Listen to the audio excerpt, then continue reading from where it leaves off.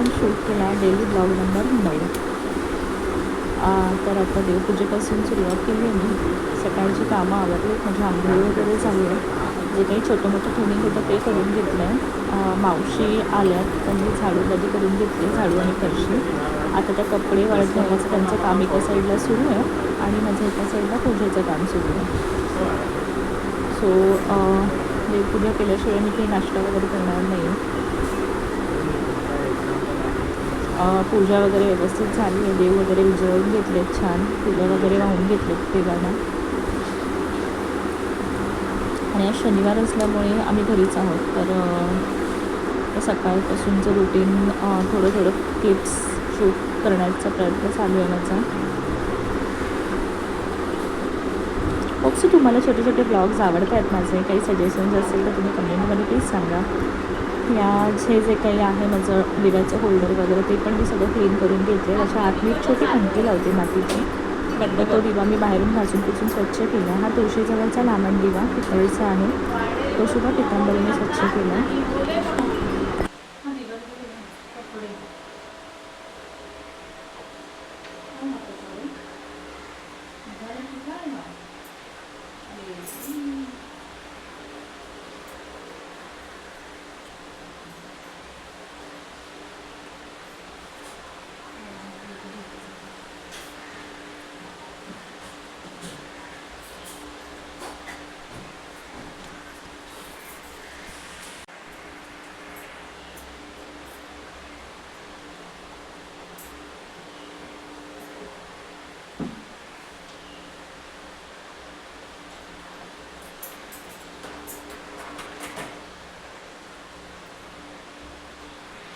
झाडाच्या इथे तरीच मी बोलली की ते लागत का नाही. मी आता घासला त्याला पितांबरीने.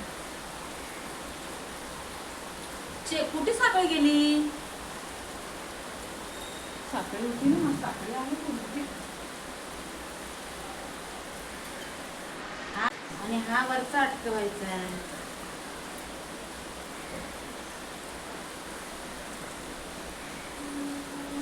धर, कुठे लटकवतेस? हे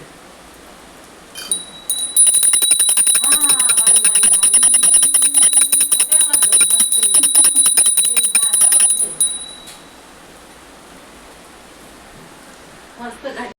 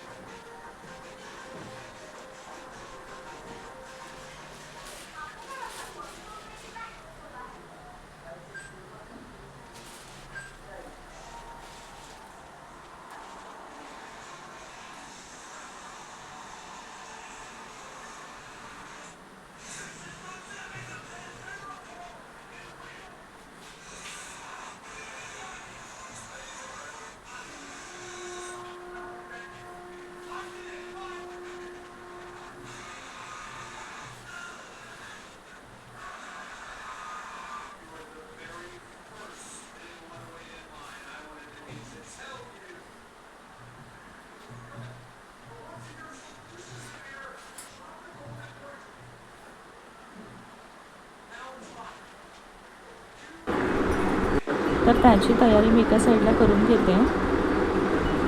बटाटे आता उकडून घेतलेत आणि साईडला चॉपिंग बोर्डवरती मी एकदम कांदा बारीक चिरून घेतला आहे. त्याच्यातमध्ये थोडी आलं लसूण पेस्ट घातली आता बटाट्यांमध्ये आणि थोडीशी कोथिंबीर आता ॲड करणार आहे. कांदा जो बारीक चिरलेला होता तो घातला आहे, मीठ घातलं आहे, हळद आणि आता ना थोडीशी ना मी शेजवान चटणी घालणार आहे. कारण आमचूर पावडरनं मला नाही वाटत की फार काही शिल्लक आहे त्या पॅकेटमध्ये. मग ते फ्रीजमध्ये एकदा चेक करून भरपूर सारी कोथिंबीर मी घालून घेतली आहे. आमचूर पावडर आता मी काढणार आहे. शेजवान चटणी घेतली आहे मी. आमचूर पावडर बहुतेक तरी नाही आहे, म्हणजे चाट मसाला ॲक्च्युली घालते मी, आमचूर पावडर नाहीच आहे. पण चाट मसाला पण नव्हता, त्याच्यामुळे मग मी 2 चमचे शेजवान चटणी घातली. शेजवान चटणी ॲड करण्यामागचं कारण हे आहे की आंबटपणा आणि तिखटपणा छान येतो. सो जे आमचूर पावडर किंवा चाट मसाला जे काम करतो ना, तेच काम शेजवान चटणी करते. आणि अजून एक छोटीशी टीप की जे आलू पराठाचं स्टफिंग आहे ना, ते करताना ना बटाटा किसून घ्या, छोटं किसणी असेल घरात तर, कारण ना ते मऊसूत मिळून येतं सारण. आणि ते जे स्टफिंग आहे ना, ते पराठ्यामध्ये बाहेर पण येत नाही जास्त, कारण बटाटे हाताने स्मॅश करतो आपण किंवा स्मॅशरने, किंवा तो जास्त बारीक स्मॅश होत नाही आणि तो कदाचित त्या ह्याच्यामधून निघून येण्याची शक्यता असते लाटताना पिठामधून. त्याच्यामुळे असे छोटे छोटे मी 7 ते 8 पराठे होतील त्याच अंदाजाने मी पीठ आणि सारण घेतलं आहे. सो ते सगळे पराठे मी आता इथे लाटून घेते छान. आणि आलू पराठा ॲक्च्युली पोटभरीचा नाश्ता आहे, कारण मग बराच वेळ भूक लागत नाही. 3-4 छोटे छोटे पराठे खाल्ले ना की इनफ होऊन जातात, हेवी होऊन जातं पोट ॲक्च्युली. सो कधी ट्रॅव्हलिंगला वगैरे जायचं असेल ब्रेकफास्ट वगैरे करून, तर आलू पराठा इज ऑलवेज बेस्ट. आणि पराठे गरम गरमच छान लागतात खाण्यासाठी. हे थोडंसं स्टफिंग बाहेर आलं होतं ना, तर त्याच्यामध्ये थोडीशी कोरडी कणिक मी लावून घेतली आहे आणि पुन्हा लाटायला सुरुवात केली आहे.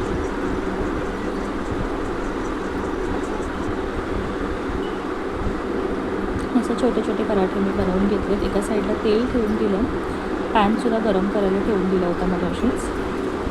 त्यांना ॲक्च्युली तुपावरचे किंवा बटर लावलेले पराठे आवडत नाही, त्याच्यामुळे त्यांच्यासाठी मी तेलावर शेकवते आणि माझ्यासाठीचे 3-4 पराठे जे आहेत तर ते मी तूप लावून शेकते.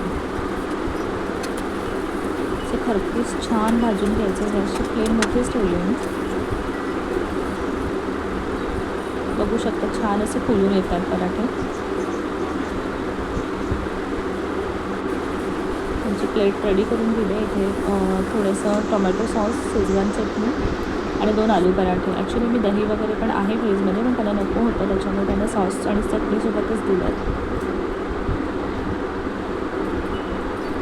सो घरातल्या ना भाज्यासुद्धा थोड्याशा आणायच्या होत्या, तर बघूया. बाहेर ना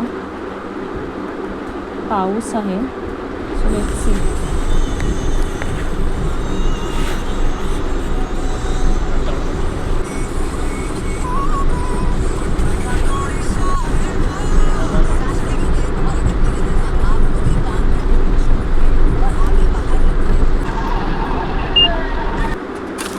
बाहेरून ॲक्च्युली फेरफटका मारून आलो आम्ही, पण प्रचंड पाणी भरलेले आहे खाली. पाऊस आणि भाज्या तर काही मिळाल्या नाही आहेत, पण ही फिश घेऊन आली आहे मी. तिसऱ्या आम्ही म्हणतो याला शेलफिश. आणि ना कर्ली मासा, ॲक्च्युली हा चवीला खूप छान असतो, यांना प्रचंड आवडतो हा मासा. तर उद्या संडे आहे, तर मी वॉश करून ठेवून दिला आहे. आता हँडवॉश वगैरे करून ॲक्च्युली थोडंसं लो वाटत होतं, त्याच्यामुळे ना मी लिंबू पाणी घेतलं.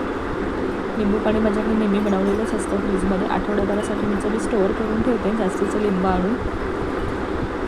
सो जेवण झालं आहे, खिचडी वगैरे खाऊन झाली. जेवणासाठी भांडी वगैरे वॉश केली आणि जेवणाच्या आधी ना मला असं एखादं काहीतरी एक्स्ट्राचं क्लिनिंग करून घ्यायची सवय आहे. तर आज मी ना माझं हे ऑर्गनायझर काढलं आहे कपाटमधून. त्याच्यामध्ये जे खूप जुने कुर्तीज वगैरे आहेत जे मी आत्ता वापरत नाही आणि जे चांगल्या कंडिशनमध्ये आहेत अजूनही, तर मी ते काढून ठेवलं. आणि हे जे माझे बाहेर येण्या जाण्याचे वगैरे ड्रेसेस आहेत कोणत्या तरी फंक्शनला वगैरे, तर मी ते या ऑर्गनायझरमध्ये ठेवते. आणि बाकी ऑफिसला घालण्याचे वगैरे जे आहेत ना, तर ते मी साईडलाच त्याच कप्प्यामध्ये साईडला घडी मारून ठेवून देते. आणि जे कॉटनचे कुर्तीज असतात तसे नॉर्मली नेहमी सॉफ्ट कॉटन. आणि माझं एक शॉपसुद्धा ठरलेलं आहे वसई स्टेशनला ना, वसई वेस्टला. स्टेशनचं जे स्कायवॉक आहे ना, त्याच्या खालतीच मन कलेक्शन म्हणून एक शॉप आहे. त्यांची खरंच व्हरायटी खूप छान आहे. सो मी जास्त कॉस्टली पण नाही घेता. मी रेग्युलर वेअरला माझे एक 250-350वालेच कुर्तीज असतात. 350-400 हे सुद्धा सगळे 350वालेच आहेत, बेसिक रेंजवाले. आणि कुर्तीज पण मी असे घेते जे व्हाईट लेगिन्सवर वगैरे जातात. हा माझा मिशोवरून ऑर्डर केलेला होता, हा पण खूप छान राहिला आहे. आय थिंक 160चा समथिंग आहे तो.